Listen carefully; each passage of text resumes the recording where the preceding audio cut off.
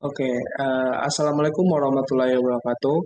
Kami dari kelompok 6 ingin mempresentasikan materi tentang teori komunikasi budaya dan keanekaragaman. Next.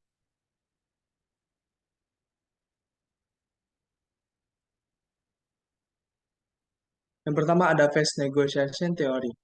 Teori negosiasi wajah konflik yang dikembangkan oleh Stella Ting Tomei menjelaskan faktor berbasis budaya, berbasis individual, dan situasional yang membentuk kecenderungan komunikator dalam melakukan pendekatan dan pengolahan konflik.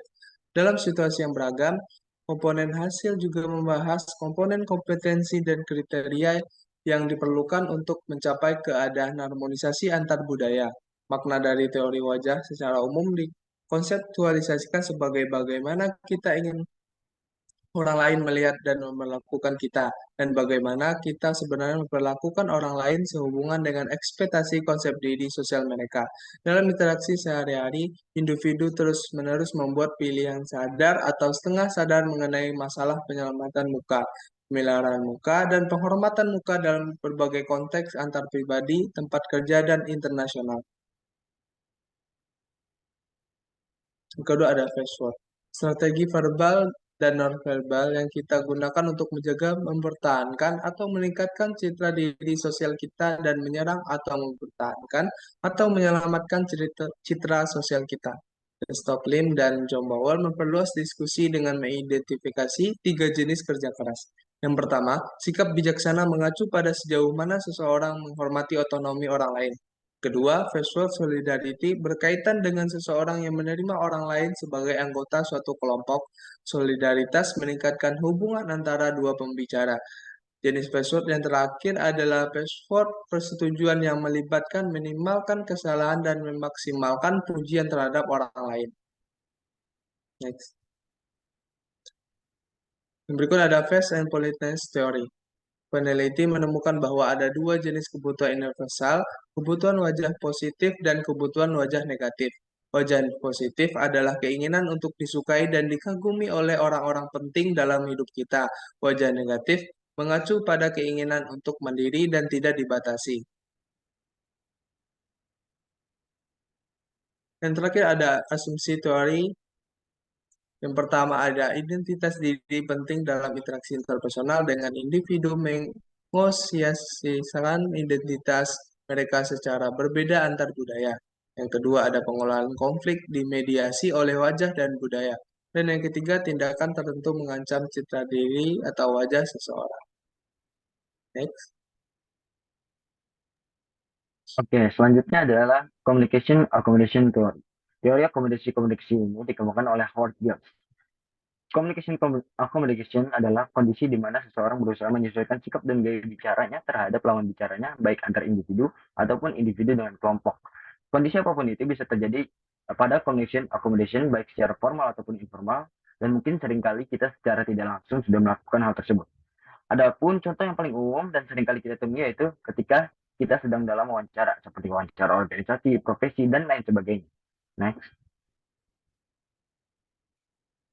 Adapun teori yang berkaitan dengan accommodation uh, communication adalah, yang pertama adalah psikologi sosial yang didasari oleh platform media sosial yang mana secara tidak langsung dapat menciptakan suatu percakapan tanpa harus bertemu. Yang kedua adalah identitas sosial yang didasari oleh suku, ras, dan agama. Yang ketiga adalah konvergensi stereotip yang mana berusaha untuk menyamakan suatu perbedaan. Yang terakhir adalah divergensi stereotip, yaitu terjadi karena interaksi antara kedua kelompok tidak saling membantu mengatasi atau meredakan stereotip yang ada.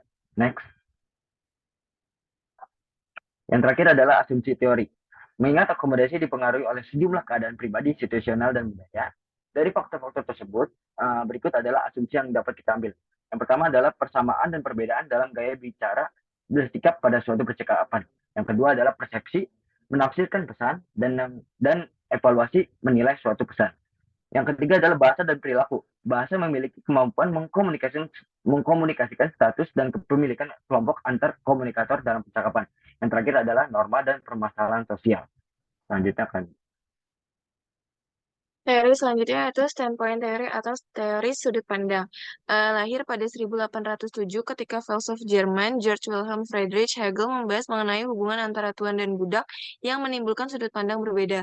Menurut Hegel, meskipun budak dan tuan hidup dalam satu lingkup masyarakat yang sama, tapi mereka punya pengetahuan yang berbeda. Perbedaan sudut pandang dapat disebabkan karena perbedaan ekonomi, latar belakang, status sosial, dan hal lainnya. Seperti kasus yang menimpa Angela dan Latria yang memiliki perbedaan sudut pandang ketika menanggapi sebuah permasalahan di kelas linguistik. Dalam hubungannya dengan komunikasi, komunikasi bertanggung jawab untuk membentuk sudut pandang seseorang melalui interaksi orang itu dengan orang lain. Asumsi teori sudut pandang terdapat ada 5 asumsi. Yang pertama, posisi kelas di masyarakat membatasi pemahaman tentang hubungan sosial. Yang kedua, sudut pandang kelas dominan justru dapat merugikan sudut pandang kelompok subordinat atau yang di bawahnya. Yang ketiga, visi kelompok dominan menyusun hubungan material di mana semua kelompok dipaksa untuk mengikutinya. Yang keempat, visi yang ada bagi kelompok subordinat merepresentasikan perjuangan dan pencapaian. Yang terakhir, potensi pemahaman terhadap kaum tertindas atau kaum bawah memperlihatkan ketidakmanusiawian dalam hubungan antar kelompok dan menggerakkan kita menuju dunia yang lebih baik.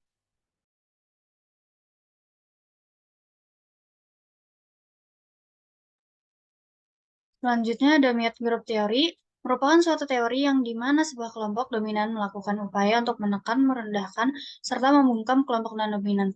Contohnya seperti pada kasus Patricia, dia merasa takut untuk membuka suara karena dia seorang perempuan. Perempuan selalu dianggap hanya dari kelompok minoritas dan suaranya jarang didengar oleh orang lain. Teori ini digagaskan pertama kali oleh Edwin Ardener dan Shirley Ardener pada tahun 1975 dan kembali dikembangkan oleh Ceres Kramare. Next slide. Asumsi teori. Yang pertama, yaitu perempuan memandang dunia berbeda dibandingkan dengan laki-laki, karena pengalaman serta kegiatan yang berakar pada pembagian kerja. Yang kedua, dominasi yang sangat kuat dari kelompok laki-laki, sehingga menyebabkan tekanan dan menghambat kebebasan kelompok perempuan atau minoritas yang memiliki kekuasaan lebih rendah. Yang terakhir yaitu ada untuk bisa diterima oleh masyarakat, perempuan harus mengubah cara pandang dan pengalaman mereka agar sesuai dengan standar sistem laki-laki. Next slide. Selanjutnya ada studi kasus di Indonesia diambil dari teori Mute Group. Pada akhir tahun 2021, Indonesia digegerkan dengan kematian seorang mahasiswi UB bernama Novia Widyasari. Novia ditemukan bunuh diri dengan meminum racun hingga tewas di samping makam ayahnya. Bunuh diri yang dilakukan Novia disebabkan oleh depresi berat akibat pacarnya yang tidak mau bertanggung jawab atas kehamilannya. Novia dikabarkan diberi pil tidur dan dihamili kekasihnya. Ia sudah berkali-kali membuka suara dan meminta pertanggungjawaban ke kekasihnya, namun sang kekasih beserta keluarganya justru menolak, bahkan mencekoki Novia dengan obat penggugur kandungan hingga ia harus dirawat di rumah sakit.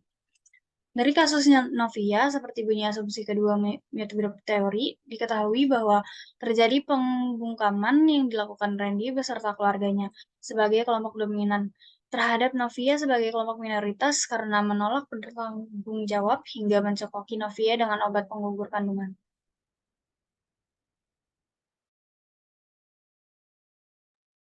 Sekian pemaparan dari kelompok kami, kurang lebihnya mohon maaf. Wassalamualaikum warahmatullahi wabarakatuh.